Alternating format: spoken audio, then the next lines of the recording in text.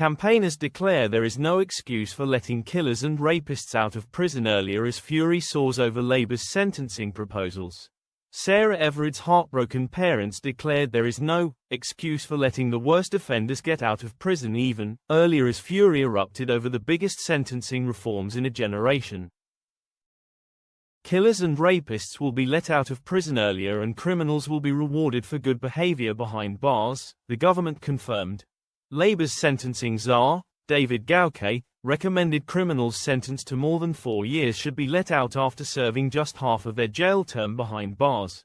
Campaigners branded it an insult to victims Sarah Everard's parents, Jeremy and Susan, Katie Brett, whose sister Sasha was raped and stabbed to death. Aisha Hussein, whose cousin Jan Mustafa was killed by a serial sex offender, Becky and Glenn Ewins, whose 4-year-old daughter Violet Grace was killed by a dangerous driver jailed for just 9 years, and Paula Hudgell, whose adopted son Tony was cruelly tortured by his birth parents, blasted the proposals. The group, who formed the Justice for Victims campaign, said in a joint statement, "It doesn't seem a serious effort has been made to understand what victims and families want when they should be at the heart of sentencing policy.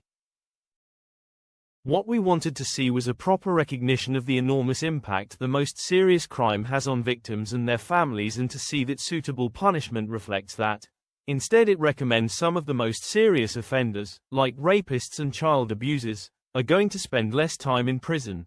We welcome the extra investment and plans for new prison places from the government.